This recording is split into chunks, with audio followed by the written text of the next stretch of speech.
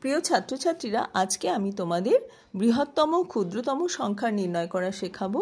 1 অঙ্ক, 2 অঙ্ক, 3 অঙ্ক, 4 অঙ্ক বা তার থেকেও বেশি অঙ্কের ক্ষুদ্রতম আর বৃহত্তম সংখ্যা নির্ণয় করতে দিলে তোমরা কি করে করবে সেটাই আজকে আমি তোমাদের খুব সহজভাবে বুঝিয়ে দেব। তাহলে শুরু করি। প্রথমে 1 অঙ্কের সংখ্যাগুলো খাতায় লিখে ফেলো। 1, 2, 3, 4, 5, 6, 7, 8, 9। পরবর্তী সংখ্যাটা কি? 10। 10-এর মধ্যে কটা অঙ্ক আছে? দুটো অঙ্ক। এই যে 10, এটার মধ্যে দুটো অঙ্ক আছে, 1, 2। তাহলে একক দশক তোমরা জানো, তাহলে এটা 1 অঙ্কের ঘরে লেখা যাবে না। তো আমরা প্রথমে 1 অঙ্কের ক্ষুদ্রতম সংখ্যা নির্ণয় করব। ক্ষুদ্রতম মানে কি? সবচাইতে ছোট। তো এখানে যতগুলো আমি লিখেছি 1 থেকে 9 অবধি, তার মধ্যে সবচাইতে ছোট কোনটা? 1। তাহলে আমরা ক্ষুদ্রতম জায়গায় লিখলাম 1। আর সবচাইতে বড় কোনটা? 9। 9 এসে থেমে গেলাম, এরপরে 2 অঙ্কে চলে যাচ্ছে, তাহলে 9 হচ্ছে সবচাইতে বড় অর্থাৎ বৃহত্তম। তাহলে বৃহত্তম তলে আমরা লিখলাম 9, অর্থাৎ 1 অঙ্কের ক্ষুদ্রতম সংখ্যা হলো 1 আর বৃহত্তম সংখ্যা হলো 9। এবারে আমরা 2 অঙ্কের সংখ্যাগুলো লিখে ফেলি। 9-এর পরেই তো 10, আর 10 মানেই 2 অঙ্কের সংখ্যা, একক দশক। 10-এর পরে 11, 12 এরকম করে চলবে, 13, 14, 15, 16, 17, 18, 19, 20, 20-র পরে 21, এরকম করতে করতে আমরা আসবো 98, 99, অর্থাৎ 98, 99। এর পরের সংখ্যাটা কি? 100 বা 100। 100 মানে এই যে দেখো 1, 2, 3, 3টে অঙ্ক আছে, একক, দশক, শতক। তাহলে এটা 2 অঙ্কের ঘরে বসবে না। তাহলে 2 অঙ্কের সংখ্যাগুলো হচ্ছে 10 থেকে 99 অবধি, অর্থাৎ 10 থেকে শুরু আর 99-এ শেষ। তাহলে 10 হচ্ছে সবচাইতে ছোট, তাই ক্ষুদ্রতমর ঘরে লিখলাম 10, অর্থাৎ 2 অঙ্কের ক্ষুদ্রতম সংখ্যা হলো 10। আর 2 অঙ্কের বৃহত্তম সংখ্যা কোনটা হবে? 99 বা 99, আমরা 99 লিখলাম। ঠিক আছে?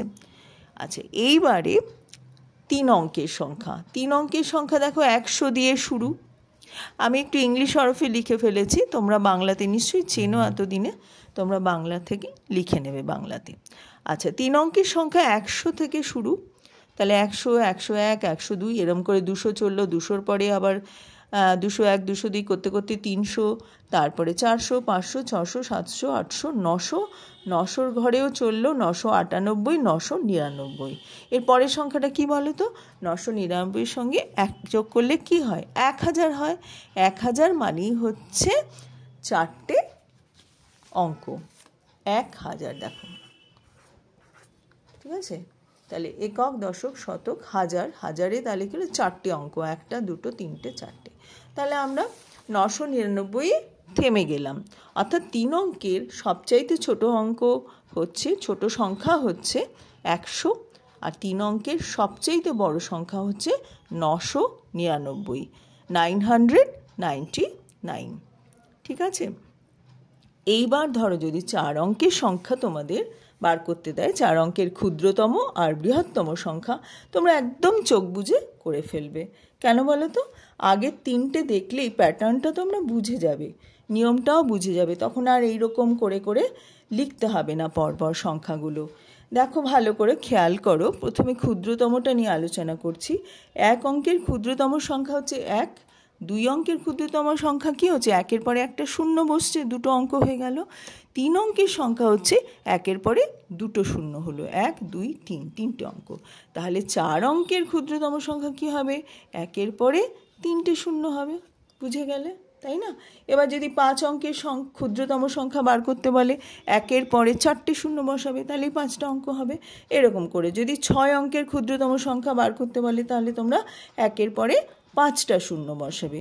7 অঙ্কের বললে 1-এর পরে 6টা শূন্য। এইভাবে তোমরা সমস্ত ক্ষুদ্রতম সংখ্যা নির্ণয় করতে পারবে। এবারে আসি বৃহত্তমে। 1 অঙ্কের বৃহত্তম সংখ্যা কি? 9। সবচাইতে বড় সংখ্যা ছিল 9। 2 অঙ্কের বৃহত্তম সংখ্যা কি ছিল? 99 বা 99, অর্থাৎ 2টো 9 পাশাপাশি বসেছে 2 অঙ্কের সংখ্যায়। তাহলে 3 অঙ্কের সংখ্যায় কটা আছে? 3টে 9, 1, 2, 3। একক, দশক, শতক, অর্থাৎ 999 বা 999। তাহলে 4 অঙ্কের যদি বৃহত্তম সংখ্যা বার করতে বলে কি করব? আমরা চোখ বুঝে 4টে 9 লিখে দেব। ঠিক আছে? তাহলে এটা হবে 9999, 4 অঙ্কের বৃহত্তম সংখ্যা। এবার যদি 5 অঙ্কের বৃহত্তম সংখ্যা বার করতে বলতো আমরা কি করতাম, 5টা 9 লিখে দিতাম। 6 অঙ্কের বৃহত্তম বললে 6টা 9 লিখে দিতাম। তাহলে বুঝে গেলে তোমরা খুব ইজি, খুব সহজেই কি করে আমরা বিভিন্ন অঙ্কের অর্থাৎ 1 2 3 4 5 6 অঙ্কের ক্ষুদ্রতম আর বৃহত্তম সংখ্যা কিভাবে আমরা বার করব সেটা কিন্তু শিখে গেলাম খুব সহজভাবে।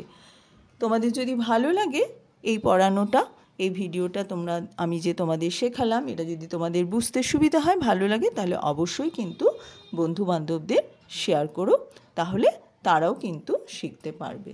Thank you.